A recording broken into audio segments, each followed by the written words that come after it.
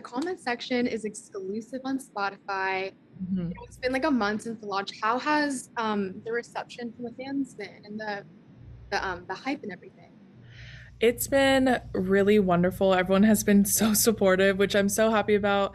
I've gotten like countless comments and DMs of people saying like, "Oh my gosh, I joined Spotify, so I can watch the show now too." So I'm really grateful to have such a wonderful fan base that's so supportive of anything I do. So it's been really great, and it's been such a seamless transition because Spotify is just the best. So yeah.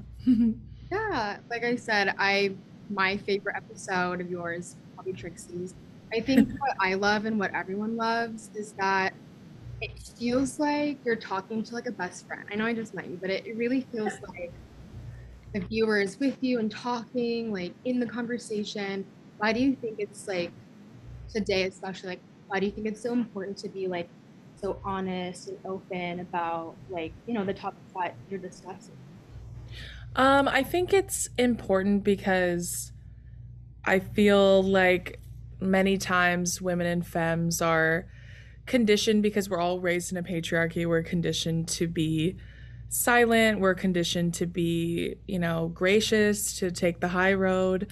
And I feel like some of the pillars of my, platform stand on validating your anger and your frustration and telling you that it's okay if you want to be angry. It's okay if you want to clap back. It's okay if you want to stand up for yourself, and that doesn't make you a bad person inherently. It means that you love yourself enough to stand up for yourself, and there's nothing wrong with that. So I feel like that's why people find community in my platform. That's why they find, strength and courage in my content. And so my show is just an extension of that. It's just me having another person, another physical human being saying the same things that I'm saying, validating the same things that I'm saying, and who feel the same way too. It's one big, I think, common ground that we all share.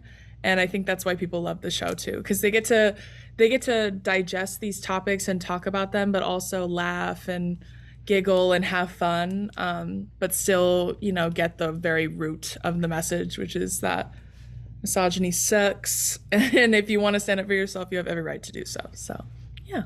I Hmm. think, you know, you are the queen of clapbacks, but it's amazing how you incorporate like an educational lens behind it.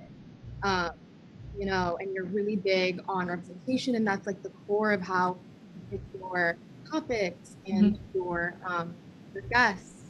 And Hmm. so I wanted to know like what does it mean to you to know like you are another example of like a API like person with up to now. I would say it's an honor, right? Because the platform was gifted to me, and the fact that I get the opportunity to not only like talk about the very serious topics that I talk about, but also share a lot about my culture and be representative of Samoan people, especially Samoan women as a whole. And I feel like it's just something that's so important to me, and it's like a privilege and a responsibility that I don't take lightly. And so I feel really grateful that my community is so diverse, and some of them have never even like heard of Samoan people. I'm like the first Samoan person they've ever heard of, or when I remind them, like, well, The Rock's a Samoan guy too. They're like, oh, yeah, okay, yeah, that makes sense. So it's just nice to be able to like put my own culture on and get to talk about my own people and talk about how wonderful and amazing my culture is. In addition to getting to like do things like the show and have all the wonderful, amazing opportunities I have. So yeah, it's just like a huge honor. That's what it feels like. Speaking of The Rock, I know you got to meet him at the Black Adam premiere. What was Mhm. that like meeting like your hero and you see him podcasting? Yeah, I met him originally at the Black Adam premiere when I got to host the carpet for his movie, and then I saw him again at the Oscars, and he remembered me. So I like to tell people I think we're old friends now, but he's such a great guy. Like he's so nice and so warm and so like um, enigmatic. And I would love to have him on the show for sure. I would. Me just dropping hints in every interview I've done. I'm like, hey, if you're not busy, let me know. I'll clear a spot. But yeah, I would love to have him. That would be an honor. Especially just since we're like two of the only Samoan people. It's just us out here together. So I would love to have him. Let me know if you know anybody. I'm manifesting that for you. Beautiful. Thank you. With dealing with like all eyes on you, I feel like you've blown up so much, and Mhm. with the blow up comes the haters. I know Mhm. my friends and I want to know, how do you deal with the hate, and like on a bad day when you may not be feeling like the baddest. Mhm. Walk me through how you deal with the hate and what you tell yourself on days where maybe you don't feel like the best. Well, I think, well, first to answer your first question, how do I deal with hate? That's probably one of my most asked questions that I get. I feel like it sounds kind of like a cop out answer, but I like genuinely don't care what someone who's not as successful as me, not as pretty as me, not as like nearly fulfilled as me cares what I'm doing. Like if they hate me so much they feel the need to like comment on what I'm doing with my life, that's a reflection of them. It's not a reflection of me. Like it means nothing to me. Like I don't care literally at all. In fact, it's what's built my platform. So, the more hate they send me, the more powerful I get. I feel like in Snow White and the Huntsman when she like opens young people's faces and sucks the soul out of it, that's me to men. So like I just get younger, prettier, and more successful every time they want to post hate or hate on me. I genuinely don't care. I think with me, how I do it, I'm so far removed from the male gaze. Like male validation means nothing to me. I don't care what men think about me, whether it's good or bad. I don't care at all. So that's why it doesn't bother me. Because no man is ever going to tell me that I'm ugly, that I'm stupid, that I'm incapable, that I'm incompetent. Because that's a lie, first of all. And second of all, their opinions mean nothing to me. They hold no weight with me. So I only care about people I care about and think like the people in my circle that I care about the most are the only people whose opinions I value. Outside of that, I don't care. And then what was your second question? I forget. Or just how, on days where you might not feel like the baddest, how do Right. you combat that? Um, I mean, those days happen. Like we're all human at the end of the day.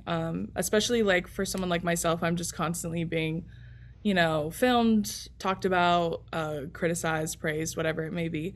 I think on days like that, I just don't force myself to pretend. I don't force myself to post content. I don't force myself to look a certain way. If I'm feeling down, I let myself feel the emotions because I am human and I'm entitled to those. So I validate my own emotions. I spend time with people I love, like my boyfriend, my family, my dog, right? And I just remember what's important to me and what matters most to me.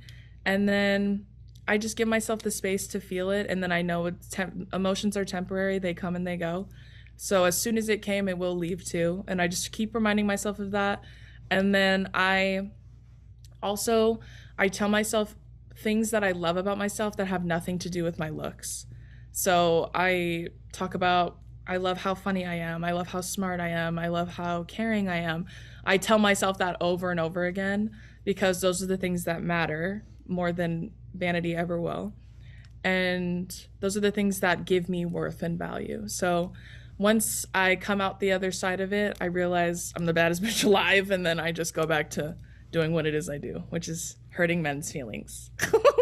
Lastly, I know you're an upcoming author. Yes. Um, how has it been like working with Questlove? Um, and what can you tease kind of like what fans can expect from your book? Yeah. Well, Quest is incredible. Like he is a literal genius. So it was an honor to get to speak with him, get to meet with him, and then now getting to work with him and his team is just like the greatest, like I guess confirmation that I am actually kind of smart because he's a genius. And I think it was a really prominent vote of confidence coming from him that he believes in me and believes that I have something to say and something important and something to contribute. And the process of writing has been so almost therapeutic. It's it's almost like I'm therapizing myself as I write the book. But I would say what to expect from it is it falls, I guess, in the self help category, because I've read a lot of books like that that have really changed my life, and I feel like when I go into depth about why I feel the things I do and why I believe the things I do, a lot of times people are like, "How did you start feeling this way? How do I start, practicing? How do I get started on implementing it?" And so the obvious next step is a book. So now I think that it's like a piece of my brain and my heart that I feel like people can take home with them, and then they can reread and have and start to like build up their own self-love, whatever that looks like for them. So that's what they can expect, but very exciting. I'm super excited about the book.